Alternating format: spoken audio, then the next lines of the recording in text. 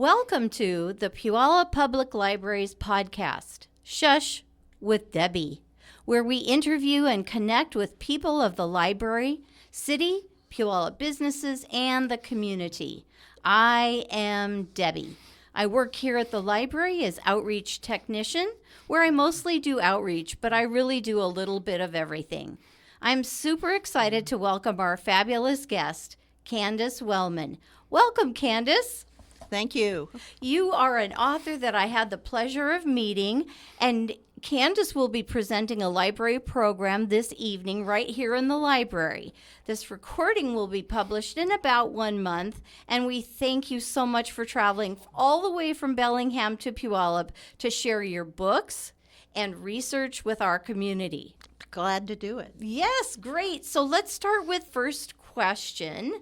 Tell me about your connection to Puyallup and the Puyallup Library. Well, my son is a middle school teacher at Liberty Middle School outside Puyallup in the Bethel School District. And I have come across some similarities between early Puyallup area and the early Bellingham Bay area. Interesting. That connect with what I research. That's fantastic. I can't wait to hear about the different connections between those two areas. It's not surprising, really, but it kind of is in another way. So let's move on to this question. What are you proudest of? Well, surprisingly, I'm really proud of the fact that I didn't get around to trying to be a historian and author until I was 50 years old. Mm-hmm. And my first book was published 17 years later. So I am the Grandma Moses of historians in this area. I am lucky enough to have Washington State University Press as my publisher.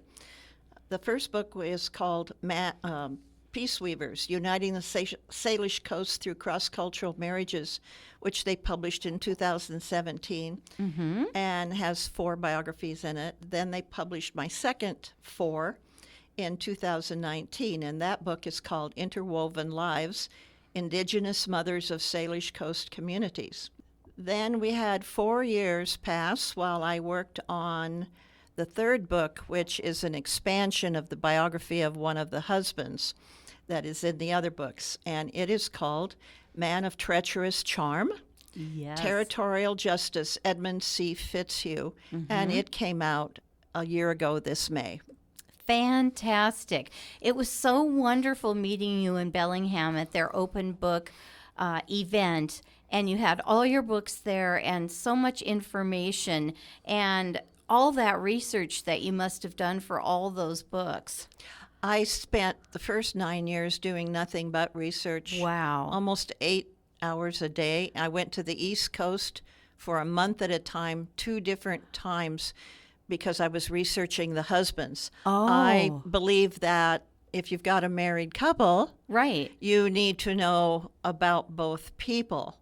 And you don't just drop this guy in and say, oh, he was from Virginia. And then you try to attribute his motivations and his ideas based on one word. So I found many surprises visiting their hometowns.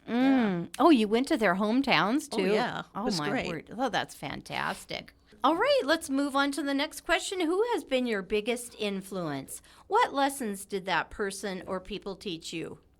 Well, for 20 years, my mentor out at Lummi Reservation was Traditional Chief Bill James, who's known as Salik. And he and his mother helped me immeasurably to understand the culture and not step into the potholes. Wonderful. I also spent 15 years, starting before I was doing this project, but 15 years at the Washington State Archives as a volunteer research assistant, helping other people plan their projects, and thus I became really familiar with what was there. I became an expert in legal cases. Oh, my goodness. And that's how I got onto my subject in the first place. I also have a lot of other historians helping me, both local and national. I've had about 200 collaborators around the country helping me over the years. Oh, my word. And they taught me, keep looking. Yes. Don't stop. Don't say there's nothing out there. Right. Just keep plugging away. Just keep and looking. accumulating little pieces, and they end up all connecting. I love hearing this, because all the history people in my life, which include family members and friends, enjoy the seeking and sharing so much. So that makes sense that they would say, don't ever stop. Yeah. Yeah. I have people still contacting me about the books that are already out, and they have information that I had no idea existed. And I'm like, oh dear, the book is already out. But still, I suppose you could save it for the next one, or right, to have it. Okay, what is the most important lesson you've learned over your career? It's very simple. Okay. Do not assume there is nothing to be found. Oh, very good. I found this. I had people in the beginning telling me there was no point in doing my project because there was nothing to be found about these ladies. And I find that genealogists often hit a wall if they're trying to do family history. And there are Really? sources out there. You just have to find your way to them. Gotcha. All righty. Can you tell me about the important people in your life? Well, I have my husband, Mike, Yes. who did not expect this to be the course of his retirement. He seems like a patient guy. But it is. And I have 3 children. And one girl lives, not girl, but woman. Daughter lives in Bellingham. And she's an Air Force veteran. And one is an attorney in Portland. Nice. And then my son, Jim, who teaches there at Liberty Middle School. So they have all been really supportive of what I'm doing. That's wonderful. And who else should I talk about? I have to talk about the Gonzaga girls. Do that. Okay. There were 5 of us. We met when we were freshmen at Gonzaga. Oh. And we didn't all stay there. We scattered. Yeah. And we didn't all get back together for about 20 years. Wow. Everybody knew somebody, but nobody was in touch with everybody. Right. These women are always in my dedication because they have been so supportive of me, constantly saying, you go for it, you can do this, we know you can do this. And they've just been a wonderful backup to my family in a different way of supporting, because they've known me so long. Yeah, that's so cool. And I love the Gonzaga girls. Yeah, we call ourselves the Gonzaga girls with a Z. Oh, yes. So we get together every year or two when Rita comes home from Italy. Oh, that's wonderful. Oh, that's so wonderful. I can just imagine it. Where did you grow up? I grew up over on the other side of the mountains in Quincy. It was about less than 3,000 people when I was there. Now it's growing big because of server farms and wineries, but it was very small when I was a kid. And I still have friends there, and they have a new historical society and museum, so I'm very supportive of that. Oh, I bet you are. Have they done a program with you yet? Yes, I did a program on how to do research. That's fantastic. How cool. Meant to be. Was there a teacher who had a particularly strong influence in your life? Tell us about that. Her name was Mrs. Mary Casda. And all my Quincy friends in the past day have said, you have to talk in your interview about Mrs. Casda. Oh, my word. Mrs. Casda was the high school librarian. Oh. And she also taught pre-college English, which is sort of like AP English. She was terrifying. But at the end of the year, we gave her a little trophy that said best teacher in the world, you know. But she had us reading Dostoevsky and Don Quixote and all these really thick, big, massive things. So you could always tell somebody in our senior class, because at noon we were sitting at the table reading, trying to get to where we needed to be for the day instead of socializing. Right. But she was a terrific influence in that she taught me how to write. Yes. And what she taught me came back all these years later. Oh. And I'm going, okay, this is how I need to construct. This is what I need to do with adjectives. Oh, my This is goodness. no passive verbs, use active verbs. And it just all came back. Oh, that's so cool. There was like a time in your life where you weren't using it, the writing. And, Well, I or always did well in college and graduate Yeah. school writing. Yeah. I had no problem.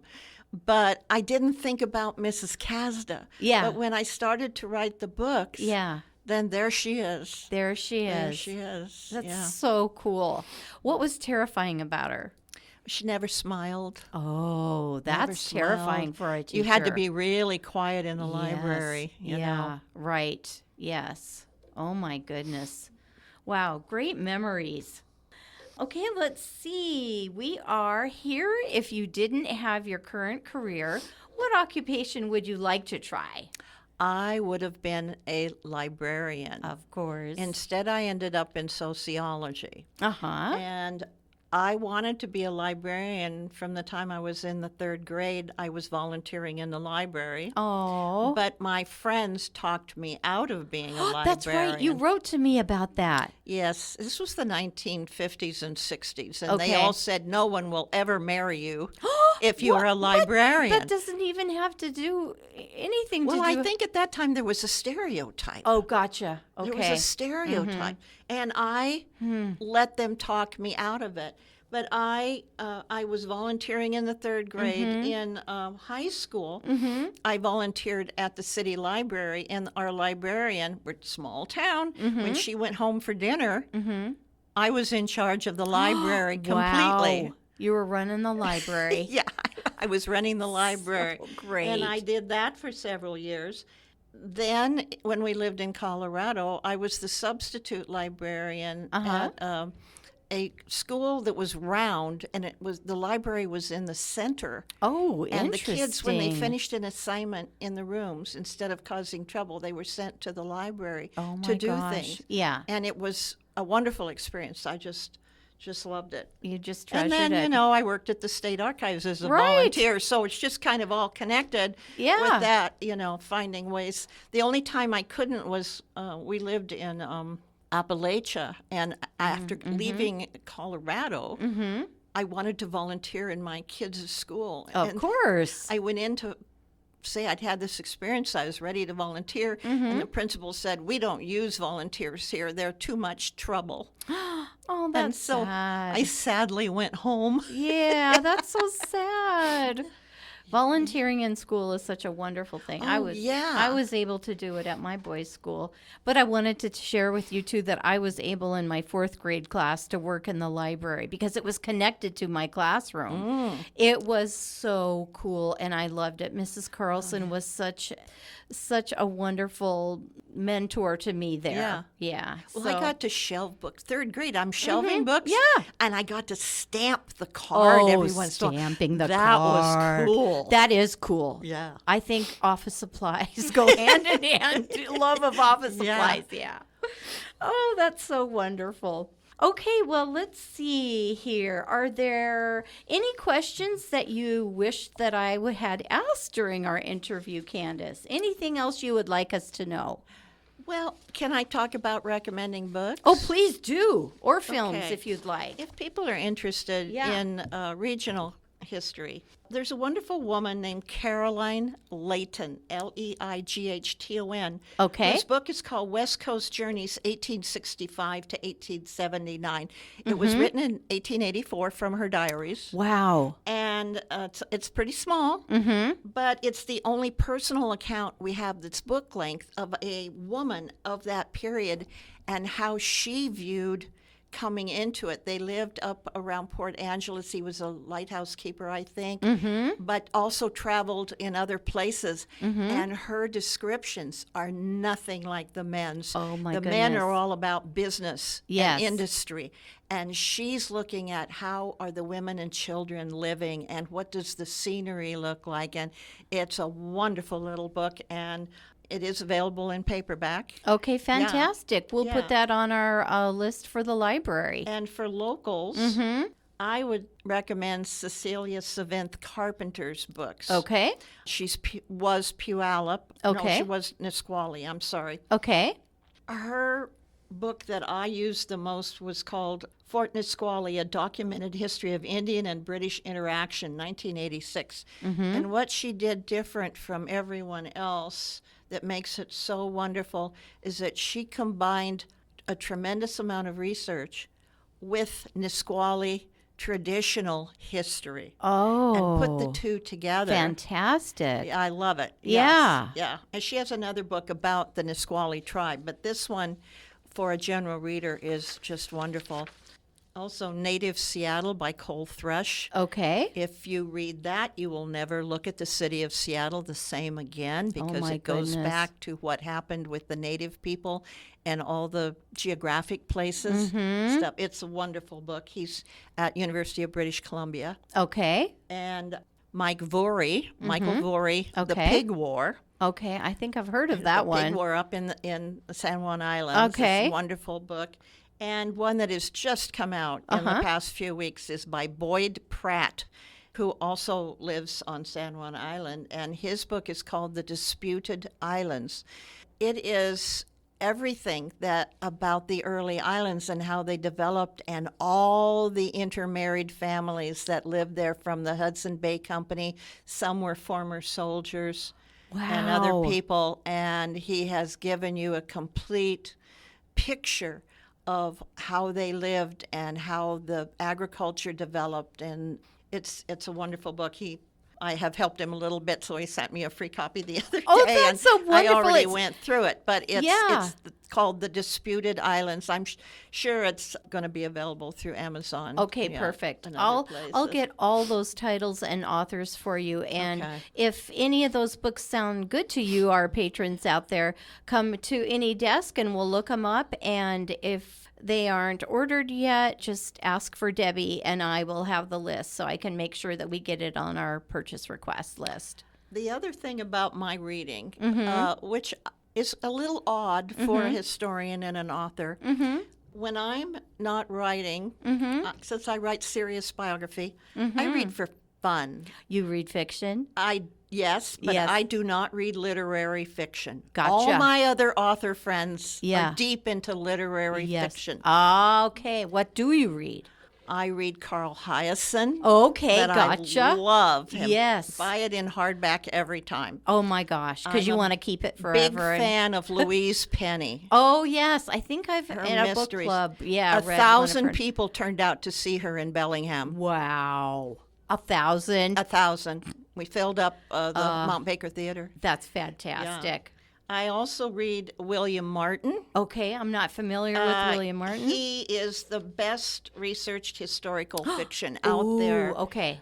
And there's always a little mystery in his books Oh. that took place maybe a couple centuries ago, and you Okay. know the answer to it. Oh, that's a But good. it goes over all this time Yeah. where other people don't. So he wrote Back Bay, Okay. Cape Cod, Harvard Yard, Okay. Lincoln Letter, All right. The Lost Constitution, Okay. December 41, and his latest is called Bound for Gold, Okay. about California Gold Rush. And he and I used Ooh. some of the same sources, so we corresponded a little bit. I love it. Yeah, he's just wonderful and so readable. You won't put it down. Oh, that's I great. read Dan Brown. Oh yeah. Yeah, the Angels and Demons Yeah. and Da Vinci Code. I like his stuff. And Steve Barry, who Steve also Barry. reaches, Okay. his are standalones, historical fiction. Okay. One was about the Amber Room. Ooh. That was in a museum or a palace in Europe, and the Nazis stole it. Oh my It's gosh. never been found. The whole room was covered with amber, the stone. What? Yeah, and so his book is based on a true story and where it might be. Now and- I want to read yeah, that. I'm a rock it's- person. Yeah, so. his last name is Berry. Okay. Barry. Okay. And then what I read the most of all the time, I read cozy mysteries. Oh, cozy mysteries. And I read Ellie Alexander and Jen McKinley and a couple others that are set in libraries and bookstores. Oh, I love it. Yeah, that's what I go for because I can read them and I'm not committed terribly intellectually to figure out the emotional content like in Right. a literary fiction. Yes. I just have fun with them, and I Yeah. go through the series and have a good time. And a lot of my friends like, what are you doing reading those? You know, That's so you could funny. read all these wonderful literary fiction. I'm like, nah. Yeah, not into I it. read historical fiction and cozy mysteries. Right. Yeah. And you should be proud of it. Nobody should be, and don't criticize you for that. Yeah, no, you That's who there you are reading are. snobs out there. I There are reading yes, snobs yes, out there. it's true. It's true. It is true, yeah. But I'm glad you're not one. No. I'm glad you're not one. I bet the son, the teacher, isn't either. All right. Well, let's see. I think we've covered a lot. I think I we've. think so. Yes, and all those books, you must be a voracious reader. I am. Yes, it's wonderful. I'm now trying to figure out I need to get rid of some. So what Yeah. do I do with all of these books? I probably got 1,000 books Yeah. in my Your collection. bookshelves, work ones, Mm-hmm. and then And the the fun fun ones that I ones. can't let go of. Right. Maybe deal with it later. I don't know. A lot of people donate to the library, and we Yeah. love that. When they're in great shape, we're happy to take donations. And our friends of the bookstore are so wonderful running the little store that they have supporting us. So when you're ready, you'll know what to do. Well, some I think the ones about Indigenous peoples Yes. that I have probably 200 books. Oh, I bet. I think they're going to go to Northwest Indian College. Wonderful. I think that's what I'm going to do It with seems them. like that's where that little collection should be. Yeah. So important. Well, thank you so much, Candace. Thank you for traveling down from Bellingham right after you had your knee surgery. And, it all worked out, luckily, on a rainy day, coming Well, all thanks the for way. inviting me. Who Yes. knew that if we were Yeah. cross paths up there at the Yeah. Ferndale Center on that day, and I Exactly. could come down and I get a twofer because I Yes. get to go to my son's classroom tomorrow. Oh, yes. You're and gonna see be, my grandchildren. And you're going to be teaching tomorrow in your son's classes. Yeah. Yeah, so exciting. I think that's just wonderful, and another wonderful connection to Puyallup, and see your grandkids too. And then your program tonight, which starts at 5:30, that's going to be wonderful too, where you really talk a lot about your books and, your research. So. And I'm going to talk about a couple of intermarried couples from Yes, Puyallup. from Puyallup. I can't wait to hear it. Yeah. Okay, well, thank you so much. And with that, I'll say goodbye for now. And unless you have anything else you'd like to add. I don't think so. Okay, thank you, Candace.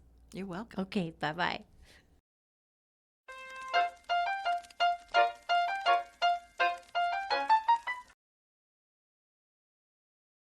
Here I am doing an on-the-spot interview at the main desk here at the library, where I work many hours every day that I work. And here I am just helping the public with my coworker, Joyce. And, excuse me, just a moment. Yes, those books, the toddler board books, are right down that way in the rotunda area. Oh, you're welcome. And so anyway, here is where we help you to check things out and answer questions and phone calls. And, oh my gosh. Joyce, look, it's Batman. Oh, he's coming towards us. Batman, is that you? Hello, Debbie. You're back. I'm back again. What a surprise. You're right here at the desk. I had no idea. I'm doing a podcast here at the main desk. What a coincidence. Always a pleasure. Always a pleasure to have you visit us. So, you know what, Batman? I wanted to let you know that this library has your books about you everywhere on every floor. There's 2 floors here, but You don't say. yes, we've got board books for babies. We've got 1st, 2nd, 3rd, 4th graders. We've got teens. We've got teen graphic novels about you, Batman. Then even in the adult graphic novels, there's tons. There are so many different versions of Batman. It's amazing. I think I even see a poster of yours truly over there. That's right. It is yours truly. My fave. Oh, Batman. Do you have any favorite graphic novels you'd like to recommend? There are so many good ones that it's hard to choose just one. If I had to, I think I've most recently read Batman The Dark Knight Returns by Frank Miller. That's right. It's Dark Knight. Why are you called the Dark Knight? Because I am the Dark Knight that protects all those in Gotham City. Oh, it's perfect. Plus, you wear that cape. Of course. Go ahead, tell us about it. The Dark Knight Returns is an older comic by Frank Miller, a very storied comic artist. Yes. And it's not the usual setting. Gotham City is a bit in the future. You see some old faces that are reimagined, reinvented for this particular story, but at its heart, it's still a story of me protecting Gotham City from crime. Oh my gosh, what's on the cover? The cover is rather unassuming, but it is my face. It is your face. As well as a yellow band that has a number of characters with Frank Miller's stunning art. Oh, that is so perfect. I've heard that name, Frank Miller, before. Mm-hmm. He's a well-known Batman. Oh, yes. Yes, yeah, writer. Okay, well, if any patron out there wanted to check this book out, they could come to the desk on the main floor or upstairs at the reference desk and ask about it, and we'll be happy to find it for you so that you can check it out and read it. I might do just that. You might. That would be great. You should check on it and see if it's correct. Oh, Batman, it's always a pleasure to have you here. Let's see. Oh, I was going to say, too, that not only do we have books and other materials, we've got DVDs. So, of course, we've got all your movies. Oh. Yes, you know, where somebody pretends to be you. Oh, Batman, well, I suppose you have to get going and save the day out there somewhere. I do. Okay. The crime never sleeps. Oh, that's true. I've heard that. And we're so thankful to you watching over Puyallup and our special library. Of course. Okay. See you next time, Batman. Bye.